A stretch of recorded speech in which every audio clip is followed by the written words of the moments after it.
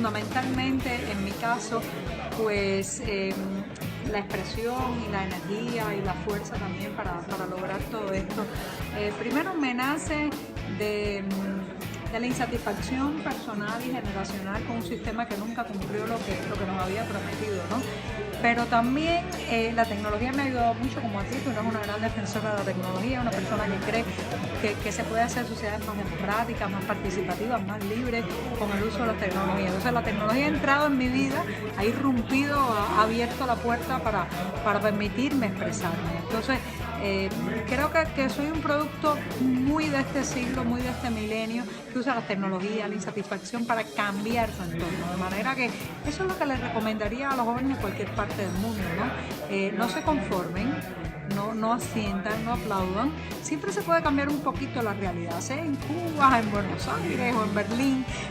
La inconformidad es un motor de cambio. En el caso cubano, pues claro, es mucho más dramático, porque estamos hablando de un país sin libertades, estamos hablando de un país que bueno, pues la asfixia del individuo, el paternalismo estatal que se mete en tu vida, que controla cada detalle. Entonces, bueno, para nosotros a veces la lucha es más difícil, pero ¿qué prueba eso? Que cuando uno tiene algo que decir, algo por lo que protestar, algo que cambiar, encuentra los caminos. Si la diferencia no es si tienes un móvil conectado a internet todo el tiempo, o si tienes un móvil viejo como en Cuba, de pantalla monocromática, sin acceso a internet, es qué tienes que decir. La tecnología es un canal, pero lo más importante es la idea del ser humano, el sentimiento. Entonces, ¿quieres decir algo? Pues la tecnología es un aliado, pero no va a fabricar por ti las ideas. Ahí lo tienen, amigos. Giovanni Sánchez invitando primero a que las personas en América Latina conozcan la realidad cubana y segundo, a aprovechar la tecnología para poderse informar. Giovanni, ¿de qué manera América Latina puede ver esta transición que está ocurriendo en Cuba y cualquier persona que quiera apoyar? ¿Qué le recomendarías hacer? Bueno, en primer lugar, Latinoamérica tiene que sentir que con las tecnologías y con todos los accesos que tenemos ahora a la información de un lado y de otro, hemos dejado de ser una patria chica, hemos dejado de ser un montón de países divididos por fronteras. Somos una patria grande, comprendámoslo. Y como patria grande hay responsabilidades, porque ya no es el otro, somos nosotros mismos. O sea, un peruano, un chileno, un guatemalteco, un mexicano, un cubano, pertenecemos a un conglomerado que ahora está mucho más unido. Entonces, eso significa que cuando a uno le pisan el pie, tenemos que gritar todos.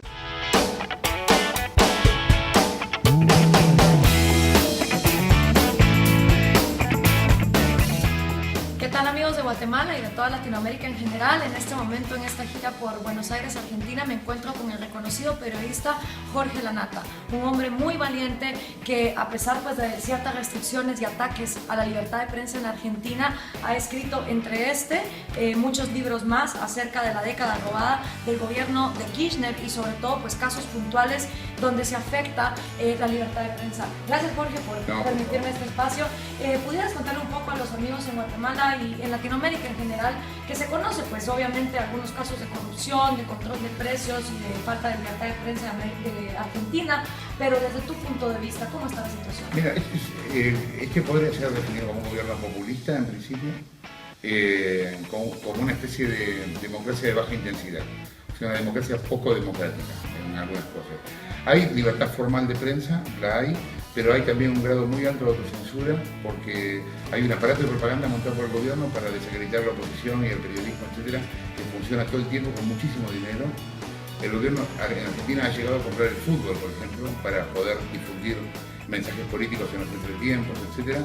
Y después hay una batalla económica muy grande contra los medios, les quitan subsidios, no les dan publicidad, etcétera. A pesar de eso hay algunos medios, más que nada en la gráfica, y algunos canales de televisión, un canal de televisión y 2 o 3 radios que tienen una posición crítica.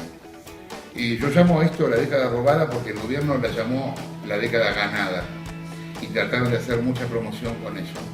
Y lo que me pregunto es, una manera de definir un gobierno es cuando el gobierno se va, ¿qué deja? Preguntarnos qué dejan.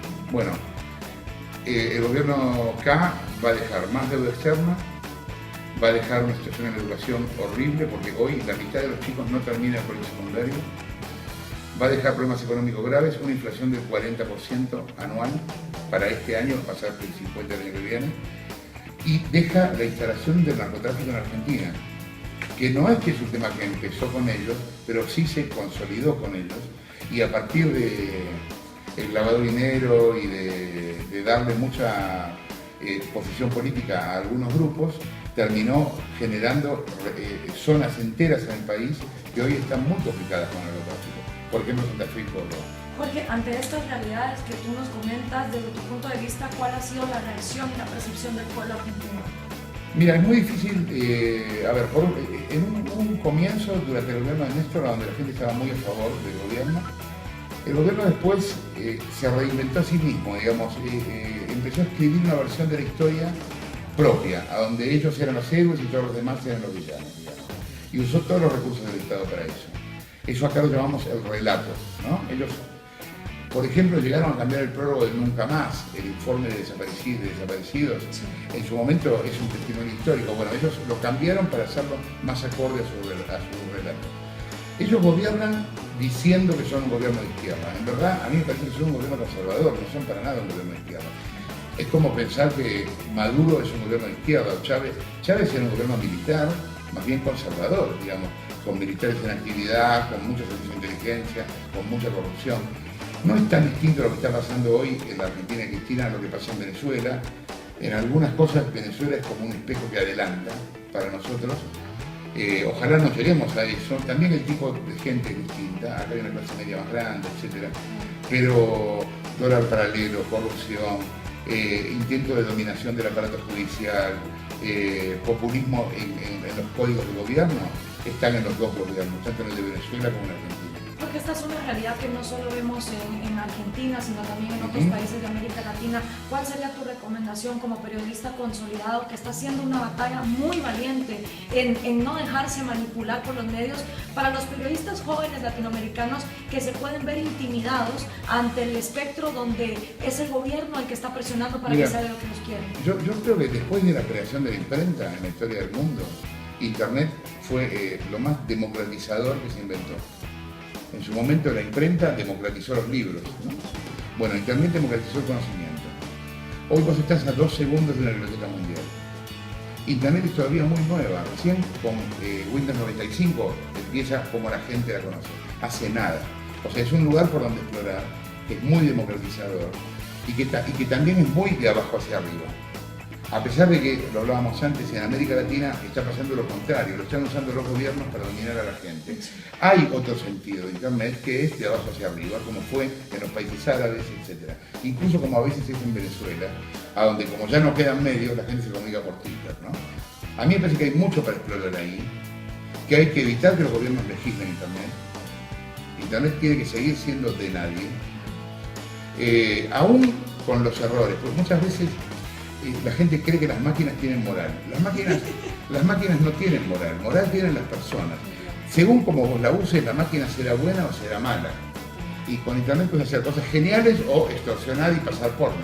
Las dos cosas. Ahora, bueno, vos elegís qué hacer con eso, ¿no? A mí me parece que por ahí se encuentra un camino para transitar muy bueno. Creo que se viene en América Latina una pelea entre todos los gobiernos y la prensa, que me parece que si se realiza va a ser nefasta. Yo estoy del lado de la prensa, sea donde sea, el país que sea, porque soy eso, fui eso toda la vida. Y creo realmente que la libertad de prensa vos recién la empezás a considerar cuando la perdés. La gente no la toma en cuenta como algo importante hasta que un día se da cuenta que no tiene dónde hablar. Pero ese día ya es tarde, o sea que tenemos que hacer algo antes de que eso pase. Y eso depende también de que los periodistas tengan la valentía de no dejarse, digamos, manipular por esta máquina. Sí, bueno, obvio. A ver, uno también puede decir que no. Exacto. Me parece que hay que tomar conciencia de eso. O sea, uno puede decir que no. Y uno diciendo que no hace la diferencia. Porque el problema, mira, no es que se consoliden todos los medios. Vos tenés un súper conglomerado acá. Pero si acá tenés uno que dice algo distinto, la gente lo va a escuchar. ¿Me entendés? No necesita ser otro gran conglomerado. No, y la prueba es usted con su programa en Argentina, totalmente. Sí. Pues muchas gracias, Jorge, por esto. Y ya lo saben, amigos latinoamericanos, el periodismo pues necesita obviamente independencia, así que este es un llamado de alguien que realmente ha hecho una labor periodística muy impresionante, Jorge Lanata, desde Buenos Aires, Argentina, para toda Latinoamérica.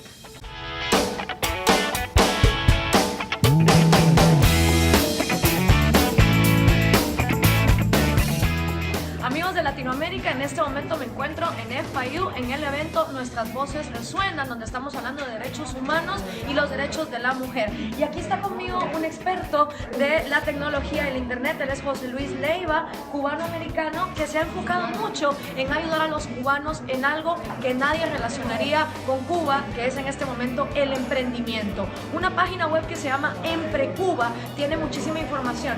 José Luis, contanos un poco el trabajo que tú haces en Emprecuba, pensar en grande y estas ideas que te han dado para inspirar al cubano.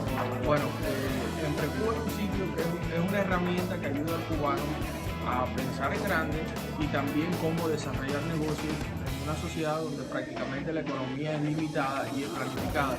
Emprecuba da recetas para que aquellos cubanos tengan las formas más factibles de llegar al éxito en su emprendimiento, cómo desarrollar una mentalidad de empresario, cómo pensar como piensa un empresario y cómo seguir el camino del éxito para empezar un negocio. También le explican cómo se desarrollan las economías y en este caso cómo los emprendedores pueden ser exitosos en una economía donde es prácticamente planificada y cómo sería la diferencia en una economía de mercado donde tuvieran libertad de emprender y de desarrollar sus negocios. José Luis, en mi país, Guatemala, existe una admiración absurda por el Che Guevara, por el comunismo y por el régimen cubano, de muchos jóvenes que no conocen la realidad. Estos jóvenes no se dan cuenta que en Cuba, si tú quieres montar una empresa o si un joven quiere volar, no lo puede hacer. ¿Qué le dirías tú a las juventudes latinoamericanas que ven en el régimen de Cuba o en el régimen de Venezuela el futuro de América Latina en tu experiencia? Bueno, en mi experiencia yo creo que el futuro estaría en Cuba en una economía de mercado basada en un Estado de Derecho. Con una economía planificada, los jóvenes no tienen oportunidades, prácticamente cero, para emprender, para soñar ser empresarios, para emprender con libertades. Entonces, lo que abogamos es porque Cuba se desarrolle como una economía de libre mercado. Ahí está, amigos de América Latina, los invitamos a que se visiten Emprecuba y se enteren de cómo jóvenes están ayudando a que los empresarios en Cuba sigan creciendo y se expandan, sobre todo cuando este régimen esperamos caiga. Gracias. Esto es todo por hoy en HDP, Hijos de la Política. Recuerden que siempre subimos los capítulos a nuestro canal en YouTube, Azteca Guate, que nos pueden buscar en las redes sociales de Facebook y Twitter con ese mismo nombre, Azteca Guate. Ahí estamos a las órdenes y ya saben, porque la política no es tan aburrida como la pintan. Sintoniza HDP y aprende un poco más.